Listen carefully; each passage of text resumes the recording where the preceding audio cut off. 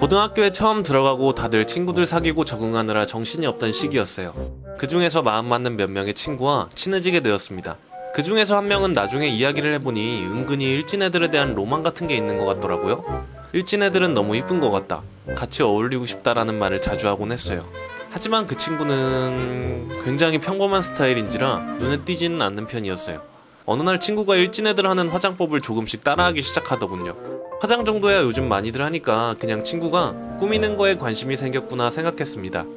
화장품 쇼핑도 하고 제가 화장을 잘 못하다 보니 친구가 가끔 저한테도 화장 예쁘게 해주기도 하고 너무 고마웠어요. 친구가 손재주가 좋다 보니 일진 애들도 화장품 어떤 거 좋은지 물어보기도 하고 같이 이야기를 나누기 시작한 것 같더라고요. 친구는 화장품 사면서 항상 일진 애들에게 선물한다며 화장품을 사다 주고 친한 척을 하기 시작했어요. 일진 애들은 제 친구를 친구로 생각한다기보다 사실 코구? 같은 느낌이더라고요. 쉬는 시간에도 매점에 가고 싶으면 친구한테 땡땡아 나 뭐 좀 사줘, 아 맞아 땡땡아 나 배고파 라고 말하면 친구가 별말 없이 사다 주면서 조금씩 친해지기 시작했어요. 그러면서 점점 교복도 수선해서 타이트하게 입기 시작하더니 화장도 진해지더군요. 그러다가 학교에서 꽤나 잘생기기로 유명한 오빠가 친구에게 관심이 생겨서 친구가 있는 반으로 찾아오기도 하고 같이 끝나고 데이트도 가고 하더라고요. 이후 점점 친구는 거만해지면서 태도가 달라지기 시작했어요. 어느 날은 저에게 순이야 너는 왜 꾸미질 않아? 너 진짜 살 좀 빼라 등 주변에 외모 지적을 하기 시작하는데 교실에 있는 친구들은 점점 그 애를 피하는 분위기였어요. 거기다가 그 애가 그 오빠랑 사귀게 되었는데 알고 보니 일진 중에서 그 오빠를 오랫동안 좋아했던 애가 있더라고요. 이후 일진들의 괴롭힘이 시작되었어요. 쉬는 시간에는 그 애 책상을 엎어버리거나 파우치를 다 엎어버리고 화장품도 못쓰게 망가뜨려 놓았어요. 플러스로 친구는 외모에 자신감이 높아지면서 그 오빠랑 사귀면서 다른 남자애들과도 많이 연락하면서 만나고 다녔었더라고요. 모든 일들이 다 터지면서 이 애는 오빠랑 헤어지고 학교에는 이 애 남자 관계부터 인성이 다 소문이 났어요. 지금은 거의 있는 듯 없는 듯 조용히 학교 다니고 있더라고요. 주변에서 불쌍하다고 하기보다는 평소에 그의 행실 때문에 잘 됐다고 아무도 신경 쓰지 않는 분위기예요. 뭐 저도 앞으로는 이 애와는 어울릴 일이 없을 것 같네요. 안녕하세요. 저는 강남구 논현동에서 살고 있는 20대 여성입니다. 저는 퇴근 후 다이어트를 하기 위해 헬스장을 다니고 있는데요. 나름 동네에서 꽤 규모가 크고 유명한 헬스장이라 종종 연예인, 모델들도 볼 수 있는 곳이에요. 저녁 시간대쯤이면 종종 마주치던 여자가 있었는데요. 몸매가 적나라하게 다 드러나는 레깅스에서 가슴이 보일 듯 말 듯한 브라탑을 입고 운동을 하기보다는 사진을 찍으러 왔나 싶을 정도로 열심히 셀카 사진을 찍는 분이 있었어요. 다들 헬스장 운동복을 입거나 평범한 자기 운동복을 입고 운동을 하는 거에 비해 눈에 띄는 복장과 노출 때문에 항상 눈에 띄더라고요. 사실 저는 다른 사람에게 관심이 없어서 잘 몰랐는데 알고 보니 인스타그램에서 굉장히 유명한 분이더라고요. 이보다 놀라운 사실은 인스타그램에서 보이던 그 연예인 같은 몸매랑 얼굴은 실제랑 다르다는 거였어요. 이러한 사실을 모르는 인스타그램 세상 속에서는 칭찬이 쏟아지는 댓글들이 달려있더군요. 어느 날 운동이 끝난 다음 샤워를 하고자 탈의실에 들어갔는데 글쎄 그곳에서도 열심히 사진 촬영 중이더라고요. 소리가 귀에 거슬릴 정도로 들리기도 했고 장소가 아무래도 옷을 갈아입는 공간인지라 혹시라도 사진에 찍히면 어떡하지? 이런 생각도 들더라고요. 저만 그렇게 생각하던 게 아닌가 보더라고요. 같이 있던 어떤 분이 아가씨 사진 좀 적당히 찍어요. 지금 저 사진 찍힌 거 아니에요? 했더니 적반하장으로 오히려 화를 내더군요. 그 상황에 같이 있던 사람들도 다들 말은 안 했지 신경을 많이 쓰였나봐요. 아무래도 탈의실에서 탈의를 하고 샤워실로 가면 옷을 입지 않는 경우가 많이 있는데 누군가 사진을 찍고 있다고 생각하니까 좀 그렇잖아요. 그래서 많은 분들이 그분을 둘러싸고 폰 보여달라며 사진 삭제해달라고 요청했어요. 처음에는 뻔뻔하게 계속해서 아니 제가 왜 폰을 보여줘야 하며 사진 찍는 건 자기 자유 아니냐고 우기다가 점점 많은 사람들이 둘러싸면서 웅성대기 시작하니 그분도 당황한 것 같더라고요. 그러더니 결국 사진 몇 장 지우고 사건은 지나갔어요. 그리고 며칠이 지난 뒤에 또 헬스장에서 그녀를 보았는데 역시나 오늘도 셀카 사진 촬영에 정신이 없어 보이더군요. 그러고 나서 출근 후 인터넷을 보면서 오늘은 뭐 재밌는 거 올라온 거 없나 하다가 깜짝 놀랐어요. 게시글 제목은 인스타그램 몸짱 실체라며 헬스장에서 매번 보던 그 여자의 보정 전 사진과 사진 찍는 민폐 사진, 탈의실 사건까지 아주 상세하게 다 올라왔더라고요. 매번 같은 헬스장을 이용하는 분들이 안 입고 보았는데 결국 누군가가 터트린 모양이에요. 이 게시글이 올라온 이후 인스타그램의 언팔로 팔로워는 급격히 줄어들고 악플이 잔뜩 달렸다고 하더라고요. 헬스장에도 점점 나오지 않더니 요즘에는 보이지도 않아요.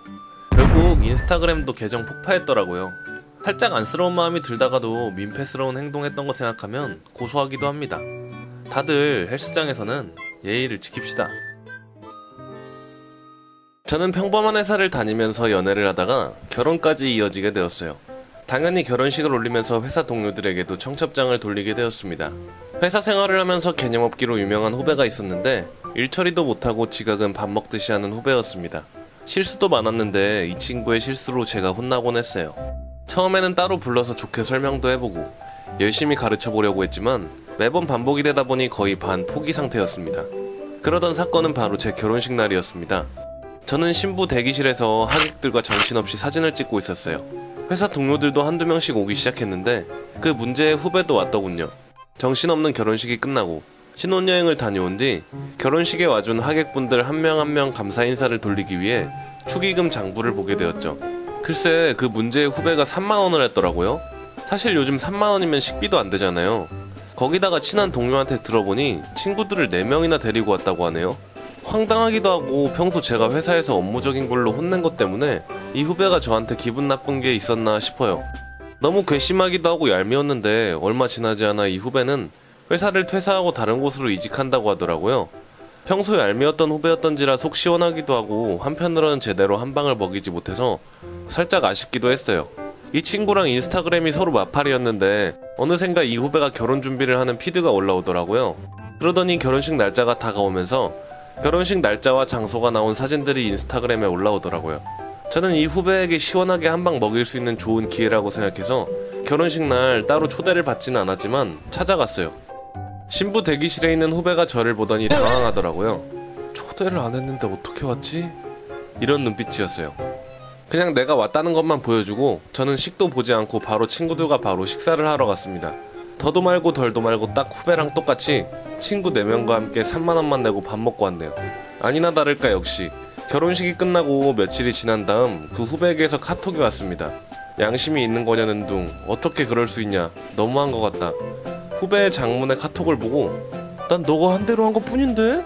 내로남불 심하네 너? 그 이후로 바로 카톡 차단, 인스타그램 차단했습니다. 불같은 성격인 걸 잘 알기에 얼마나 화가 났을지 생각하니 정말 고소했습니다. 나름 회사 생활하면서 잘 이끌어주려고 했는데 자기 멋대로 생활하고 업무도 대충 하더니 결국 이렇게 인연이 마무리되더라고요. 이제 후배가 정신도 차리고 개념도 좀 차렸으면 좋겠네요.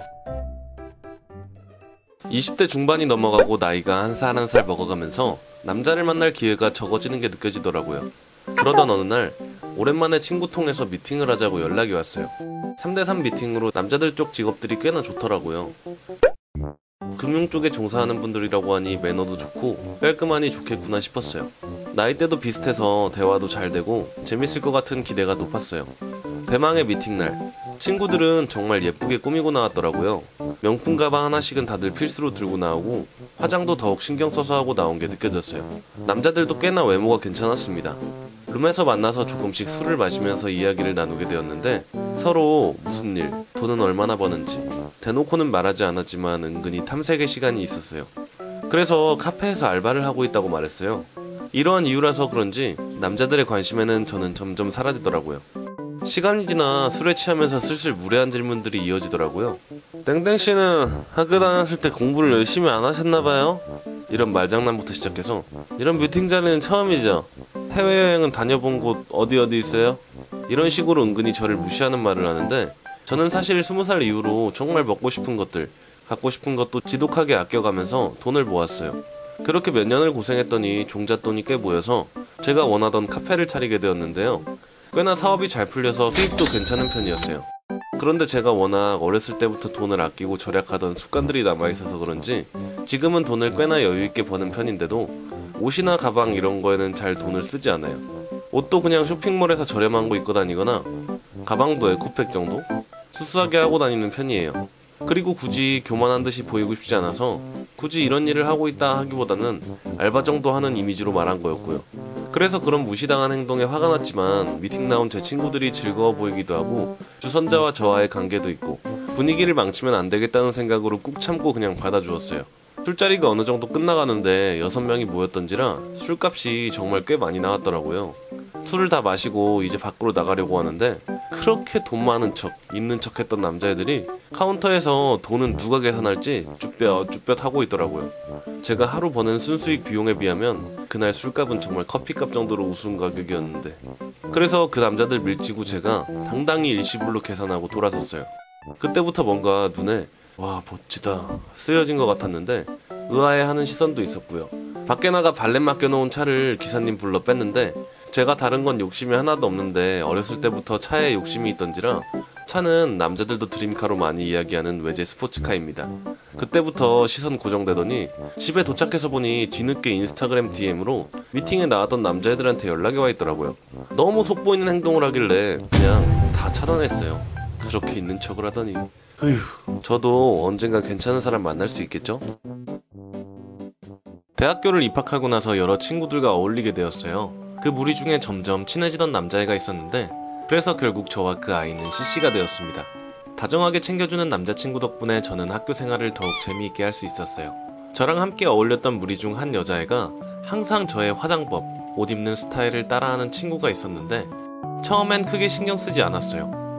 그냥 나랑 취향이 비슷하구나 하고 말았는데요. 시간이 지날수록 점점 지나치더라고요. 제가 산 귀걸이며 원피스, 가방까지 제가 사고 나서 며칠 지나면 그대로 따라하고 와서 주변에서도 친구들이랑 너랑 엄청 비슷한 것 같다라는 자주발을 할 정도.